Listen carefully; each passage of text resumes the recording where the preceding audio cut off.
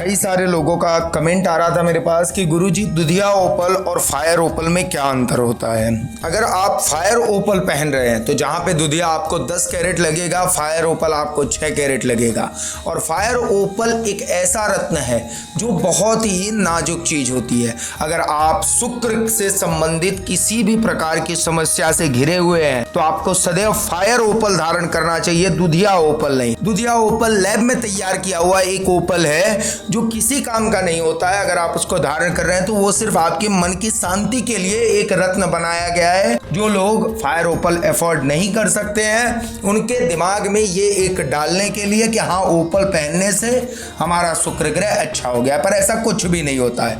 अगर आप ओपल सदैव धारण करें तो मेरी राय से आप हमेशा ऑस्ट्रेलियन फायर ओपल धारण करें, फुल फायर ओपल, या तो आप इंडोनेशियन फायर ओपल धारण करें, वो भी अच्छे रिजल्ट का एक कारक माना जाता है। शुक्र ग्रह से संबंधित किसी भी प्रकार की आपको समस्या हो तो आप फायर ओपल धारण कर सकते हैं। जैसे विवाह में देरी होना, या आपके प्रेम संबंध अच्छे नहीं चल रहे हो, आपके व्यापार में भी कभी कभी शुक्र दिक्कत कर जाता है।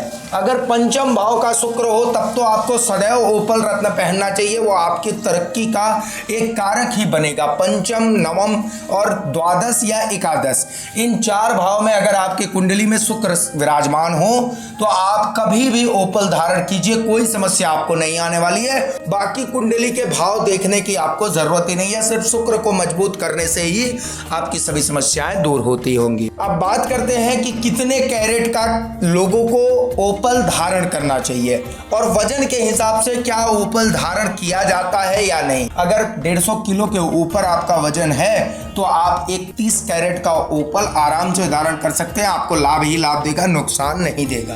पर अगर आपका वजन 150 किलो है तो 150 किलो के अंदर वालों के लिए, 100 से 150 वालों के लिए 15 से 20 कैरेट का ओपल धारण करें।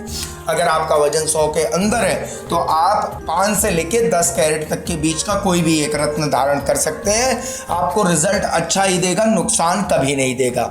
और अगर आप चाहें कि आपको शुद्धता की गारंटी हो, आपको सभी रत्न उचित मूल्य पर मिले, तो नंबर स्क्रीन पर दिया हुआ है।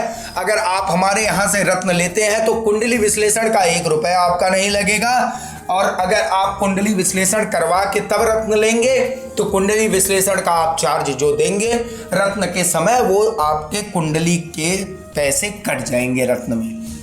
इसी के साथ आज का वीडियो समाप्त करता हूं। आशा है कि आपको समझ में आया होगा कि फायर ओपल और दुधिया ओपल में क्या अंतर है।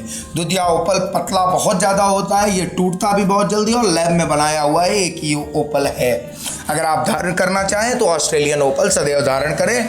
कुंडली विश्लेषण और रत्न के लिए आप हमें एनी टाइम कॉल कर सकते हैं, नंबर स्क्रीन पर दिया हुआ है 7307591194। संपर्क करें और उचित मूल्य पर रत्न और रुद्राक्ष महारत्न सभी प्राप्त करें। धन्यवाद। हर हर महादेव।